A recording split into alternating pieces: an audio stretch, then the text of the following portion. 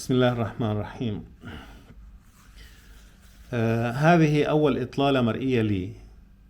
أما ضيفي الفاضل الذي سأعرفكم عليه بعد هذه المقدمة فله باع طويل باللقاءات المتلفزة والصحفية بكل أنواعها. إذن الموضوع العريض لهذه اللقاءات هو الرشاقة، وأقصد تحديدا مكافحة السمنة، والتي هي إن لم تكن سببا لكل الأمراض التي يسببها الجهاز الهضمي قد تكون سببا لمعظمها. وحتى نمنع هذه الأمراض الناشئة عن هذا الجهاز أو الإقلال منها، فإن موضوعنا هو التداوي أو العلاج بالصوم. سبقه التداوي بالغذاء طبعا، وذلك في القرن السادس قبل الميلاد، إلا أن الضجة الكبيرة حول هذا النظام العلاجي الخالي من الأدوية حدثت في بدايات القرن العشرين، وكانت أكثر ضجيجا وتأثيرا في ستينيات وسبعينيات القرن العشرين أيضا. وظهرت مدارس التطبيب بالصوم في فرنسا وروسيا وألمانيا وأمريكا وبريطانيا. ضيفي هو الطبيب والمختص الأول بالصوم الطبي في الشرق الأوسط، والذي أشرف على أكثر من 300 ألف حالة صوم في عيادته بدمشق. الطبيب والعالم والشيخ محمود البرشا، والذي درس الطب في جامعة دمشق، وبدأ اختصاصه بأمراض القلب في الولايات المتحدة الأمريكية. وكما أن الدكتور محمود البرشا يحمل دكتوراه في الشريعة الإسلامية. وأعتقد أن ضيفي سوف يمزج حديثه العلمي الطبي بشيء من الفقه بردوده العلمية حول هذا الموضوع لإثراء النقاش حوله. وقد نلاحظ تكرار الكثير من الشروحات حول هذا الموضوع أيضا لتغطيته بشكل جيد. أما أنا فلماذا أقوم بفتح هذا الموضوع؟ أولا، هدفي هو خدمة المجتمع بالتعريف بسبب بعض الأمراض الناجمة عن السمنة.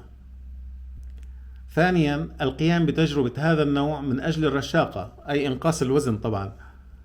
ثالثا، ضرب مثال ونموذج أنه لا عمر لنشاط الإنسان، وخاصة أنني تجاوزت سن 60، وأريد أن أضرب هذا المثل للشباب والشواب من الجنسين. رابعا، أسمي هذا تحدي فوق 60، وكل ما ورد هو من أجل مجتمع صحي. معي الآن من دمشق الدكتور والشيخ والطبيب محمود البرشا حفظه الله. السلام عليكم دكتور. وعليكم السلام يا أستاذ مؤمن عيد، جعل الله أيامك أعيادا وزادك الله إيمانا أنت وجميع الأخوة المستمعين والمستمعات. بارك الله بكم دكتور. بدنا تعرف لنا الصوم الطبي، تاريخ الصوم الطبي. بعد الحمد لله والصلاة والسلام على رسول الله عليه أفضل الصلاة والتسليم، وعلى جميع الأنبياء والمرسلين، وعلى الصحابة أجمعين ومن تبعهم بإحسان إلى يوم الدين. أقول بعد فضل الله وكرمه وجوده وعطائه، بعد مقدمتك الطيبة المباركة، أقول يرجع تاريخ الصوم الطبي. نحن نسميه الصوم الطبي تمييزا له عن الصوم الشرعي. الصوم الشرعي صوم، أما كلمة فاستنج لا ترجمة لها إلا الصوم، ونحن أضفنا كلمة الصوم الطبي تمييزا للصوم الطبي عن الصوم الشرعي، صوم رمضان وإلى ذلك. يعود تاريخ الصوم على الماء كما تفضلت إلى حسب الكتابات إلى القرن السادس قبل الميلاد، وقد ورد في مرجع الطب التبت الكبير شوتشي في القرن السادس قبل الميلاد فيه فصل خصص بشكل كامل بعنوان العلاج بالطعام والعلاج بالصوم. هذا في القرن السادس قبل الميلاد. في مصر القديمة شهادة هيرودوت عام 1450 قبل الميلاد تبين أن المصريين كانوا يصومون كل شهر 3 أيام على الماء. في اليونان صام الفيلسوف الحكيم المعروف عند كثير من الناس هيبوقراط، صام في القرن السادس قبل الميلاد 40 يوما عن الماء لشحذ قدراته العقلية قبل دخول الامتحان الكبير لجامعة الإسكندرية. أما سقراط عام 470 قبل الميلاد فكان يصف للمرضى الصوم ويقول: كل إنسان في داخله طبيب. نعم، له أثره العلمي التطبيقي. ثم صار الروماني جالينوس في القرن الثاني الميلادي وأوصى بالصوم لعلاج الكثير من الحالات المرضية النفسية من فقد الاكتئاب وما إلى ذلك. ثم انتقل مشعل الطب بعد ذلك إلى الدولة الإسلامية كما كانوا أهل القرآن والإسلام. برز منهم بشكل أساسي الشيخ الطبيب العالم ابن سينا عام 780 للهجرة، وقال بأن الصوم هو الأرخص لكل الناس، وكان يصفه في الأمراض الجلدية والأمراض التحسسية والزهري. سبحان الله، الله يرضى عنه. لم تكن حضارته إلا مليئة بالعلم والثقافة. بعد ذلك برز أطباء آخرون في الفترة الأخيرة. في أمريكا في فرنسا برز الطبيب سوفينير. في الاتحاد السوفيتي السابق ظهر يوري نيكولايف وله كتاب معروف. في ألمانيا بوشنجر الألماني. في أمريكا ألان كوت. في شيلتون الإنجليزي. وفي دمشق وفي سوريا برز الداعي محمود البشري. ما شاء الله. والفضل كله في دخول الصوم الطبي إلى سوريا بعد فضل الله يعود إلى سماحة الشيخ أحمد كفتر الله رحمه الله، المفتي العام للجمهورية. وكان رجلا بحاثا ولا تعجز الكلمات عن وصفه رحمه الله. من يعرفه عن قرب يعرف مدى عقله وإيمانه وتقواه وورعه وفهمه للحياة. ربنا آتنا في الدنيا حسنة وفي الآخرة حسنة وقنا عذاب النار. فهم جملة قوله تعالى ربنا آتنا في الدنيا حسنة، وهذا أمر واسع ليس المجال في شرحه وتفصيله. فقرأ وطلع هنا وهناك فاقتنع بالصوم وصام بنفسه. وكان يعاني كما أنا أعرف من وهن وتعب بسبب أعباء الدعوة وصراعات هنا وهناك بدون تفصيل. فشعر بعد الصوم لمدة معينة ولا أذكرها تماما بالنشاط الذهني والفكري والعضلي والجسمي، فاقتنع تماما وأوصى بعض أقربائه من أسرته وصاموا وتحسنوا. ثم بعد ذلك بدأ بتقديم الصوم وشرحه وتفصيله والأمر أو يعني التشجيع به لكثير من إخوانه ومريده. فانتشر الصوم الطبي في دمشق في سوريا كاملها. كنت أنا أحد الأطباء الذين أتوا وقرأت هنا وهناك واطلعت هنا وهناك وتابعت المسيرة العلمية للصوم الطبي. إخواننا رحمه الله تابع الموضوع بشكل حسب مستوى وضعه العلمي والعملي والدعوي. أنا أتيت وهذا من توفيق الله ولا فخر، وضبطت موضوع الصوم الطبي علميا وطبيا إضافة إلى. إذا دكتور أنت تركت الطب الحديث وزاوجته مع الطب التقليدي. نسمي هذا النوع من العلاج بالنوع التقليدي أو الطب التقليدي.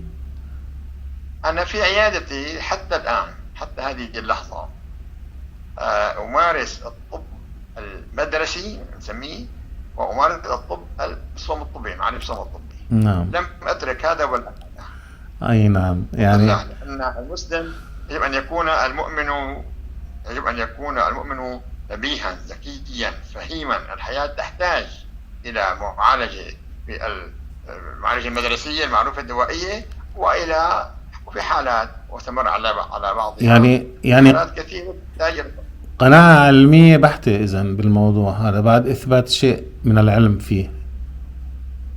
طبعا.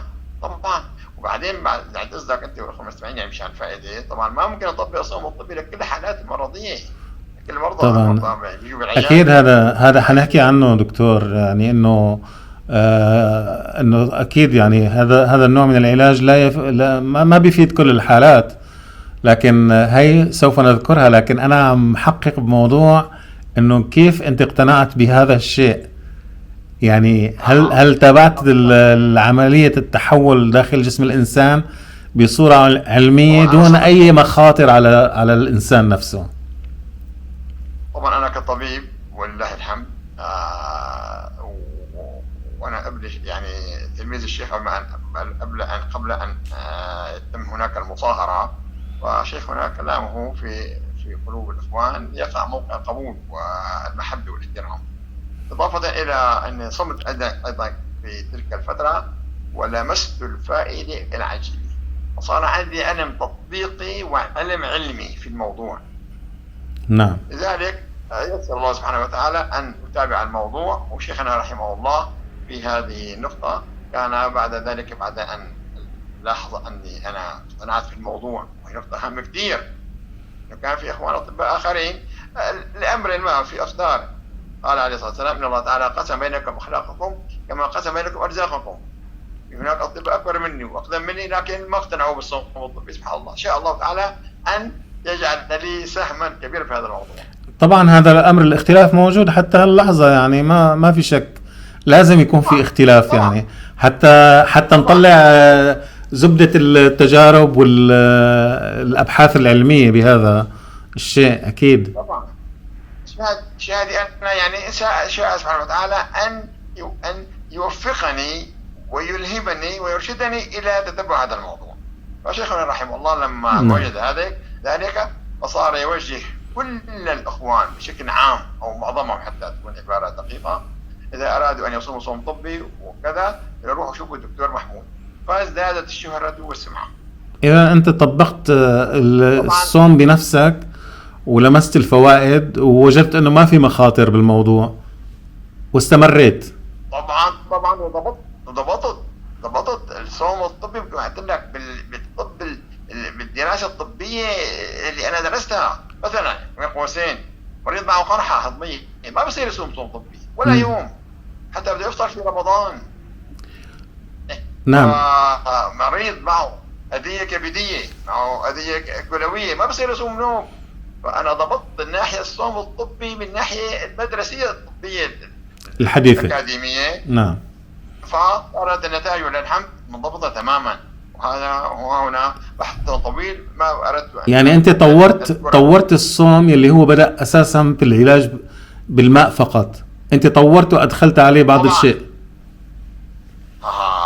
أثناء يا سلام عليك، ما شاء الله عليك، والله أنت عندك من المهارة ما تستخرج الأمور من كنوزها. تلميذك يا شيخ. ممارسة حياك الله. لا تطبيقي للصوم الطبي حسب الطريقة المعروفة قديما والتي سار عليها شيخنا رحمه الله، العلاج بالصوم على الماء فقط. وبعد فترة من الممارسة والتطبيقات على بعض الناس أصيب شخص أول واحد أصيب بأذية كبدية، صار معه يرقان وتحاليل كذا. ففورا هنا بدأت أنا أن أدخل أمورا علمية أكاديمية على الصوم الطبي، وأدخلت العسل والتمر، وأدخلت أيضا ملح الطعام كشوارد والبوتاسيوم والفيتامينات، لأن هذه المواد لا تختزن في الجسم من الناحية العلمية. واحد اثنين. ثاني شيء الكبد والدماغ مسميه والكلية مسميون الأجهزة النبيلة.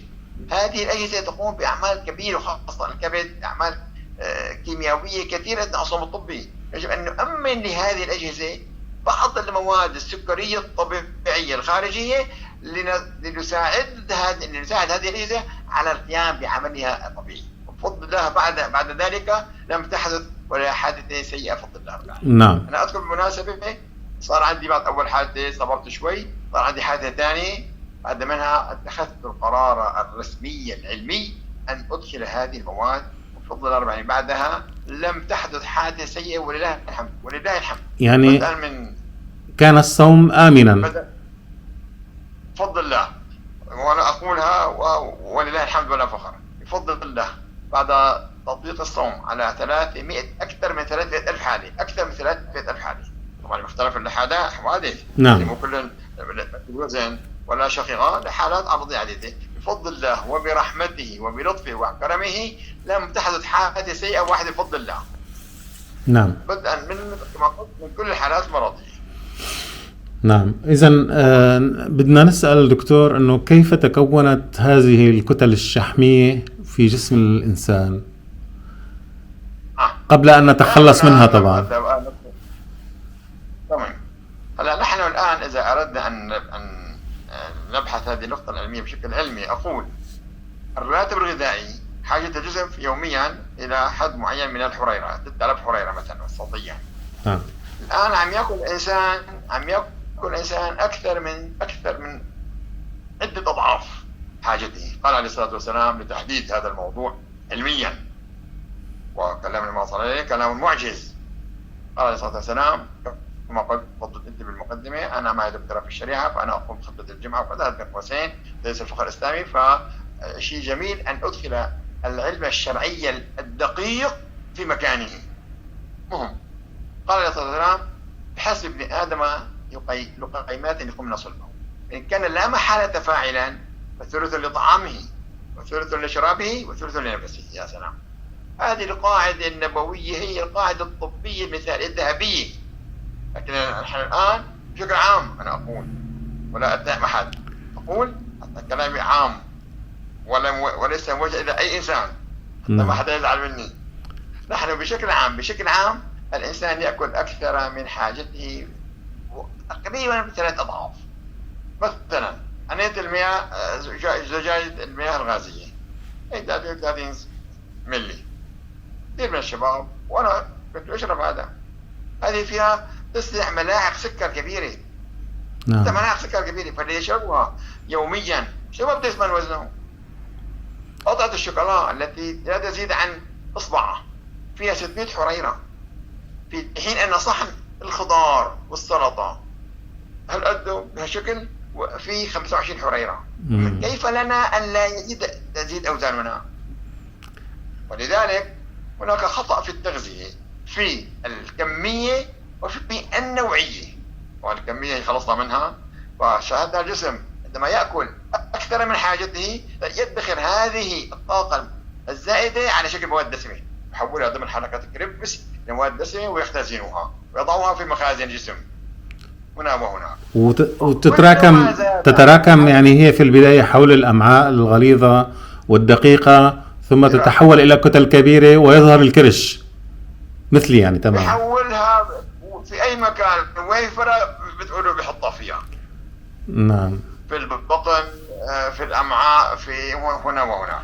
إذا دكتور معلش أنا مقاطعك، بس أبين إنه هذا الشحم، الكتل الشحمية اللي تكونت هي أصلا غذاء فائض عن الحاجة، الجسم ما استطاع حرقه. طبعا ما سهلكوا انت. إذا الخطأ هو دكتور بالتغذية نفسها، الكميات الهائلة كما قلت قبل قليل. في خطأين عنها هلا بالمناسبة مشان تكون الفائدة علمية. أول شيء خطأ في الكمية، ثاني شيء خطأ في النوعية. نعم. يعني السكر الأبيض هو سم قاتل للإنسان، أن استقلابه يحتاج إلى مواد أخرى كثيرة، فيتامينات وكذا. فالسكر الأبيض يتراكم في الجسم، يحوله ضمن حلقات الكريبس الكيميائية، بيحوله إلى مواد دسمة وبيحطه بالمخازن ويسكن خلية الدم. هل يسكن خلية الدم؟ نعم. يسكن خلية الدم. شو؟ يقيم ويسكن في خلية الدم أيضا السكر. طبعا بحطه وين ما كان، لكن بشكل أساسي في مراكز الادخار اللي هي البطن والكلش والما إلى ذلك. إذا هناك عندها خطأ في الكمية وخطأ في النوعية. تناول السكر الأبيض بشكل علمي هذا خطأ كبير، وتذكر الدراسات العلمية بأن الأمة العربية ما أصيبت والقبائل العربية ما أصيبت بالأضرار إلا بعد أن أدخلت الدول الحضارية المتقدمة، أدخلت السكر الأبيض إلى القبائل العربية. طبعا نحن دكتور ما بدنا نتهم حدا لكن خلينا نقول انه نحن استسلمنا وفتحت شهيتنا على ما قدموه لنا. ما بدنا نتهم دكتور، الله يخليك. ما بنتهم حدا، بس هكذا تقول ان الحضاره الحديثه بشكل عام، الحضاره الحديثه هي اللي ادخلت السكر الابيض. هي قدمت اشياء كثيره دكتور، هي قدمت اشياء كثيره، التكنولوجيا والعلم وانواع معينه من الاغذيه، ونحن تقبلناها. يعني احنا ما بنلومهم، لكن نلوم انفسنا. تفضل. تمام. هو طبعا الخطا الاخير خطانا. مين عم يجبرني ناخذ مياه غازيه؟ اختيارنا. نعم. النبي اللهم صل يقدم له طحين منقول، خبز منقول منقوع النخاله، رفضوا وقالوا مزجوا معه الخالة وكلوه اللهم صل عليه. طبعا خطأنا بالأخير، نحن اللي عم ناكل السكر الأبيض وناكل حلويات بدون تفصيل يعني، والله يعفو عنا ويتوب علينا. ما في تصحيح منك جميل وعبارة جميلة وأكيدة إنه اللوم علينا نحن. نعم. في مثل لوموا أنفسكم. أنفسكم. تمام. في مثل يحكي بعض أقربائي يقول كل شيء ضار طيب. أنا والله الحلويات أنا سمعتها يا دكتور. كل شيء ضار طيب. كل شيء ضار تحب النفس. أنا سمعت الكلام هذا من الدكتور سمير الحلو، رئيس جمعية النباتات الطبية الأردنية، يقول الله حلو. كل ما هو لذيذ ضار وحامضي. هذا طبيب، هو طبيب أصلا، هو طبيب يعني مختص بالنباتات والأعشاب، هو رئيس الجمعية الطبية الملكية الأردنية. طيب نحن دكتور هلأ هون عرفنا تقريبا كيف تراكمت هذه الأوزان والكتل والشحوم والمضار في جسم الإنسان نتيجة أنه ما حرقها، ما استفاد منها. تمام. فبدنا نتوقف عند هذا الجانب حتى يكون باللقاء الثاني تفصيل أكبر بآلية الصوم. الآن بتحب تضيف شيء على سبب تراكم الأشياء اللي حكينا عنها هلأ والأشياء الضارة للجسم؟ طبعا أنت ختمتها بكلمة كل ما هو ضار طيب، كلام 100%. طيب تمام. طيب تمام، حياك الله. وانت اطيب من العسل يا دكتور. بتشكرك. بدنا نستمر ان شاء الله بلقاء ثاني ان شاء الله. يعني بنكتفي حتى ما نخلي يعني لقاءاتنا المصورة طويلة على المشاهد، يعني حتى تكون خفيفة، يعني نكون خفيف على مرأى ومسمع المشاهدين الكرام. إذن دكتور نحن هلا نكتفي بهذه الحلقة أو هذا اللقاء الأول طبعا في تعريف وأسباب اللي دفعت يعني العلم أنه يتخذ موضوع كيفية التخلص من هي السموم والكتل الشحمية والكرش إلى آخره. شكرا جزيلا الدكتور والعالم والطبيب الشيخ محمود البرشا، شكرا جزيلا لكم. عفوا كثيرا لكم. والسلام عليكم ورحمة الله تعالى وبركاته. عليكم السلام ورحمة الله وبركاته.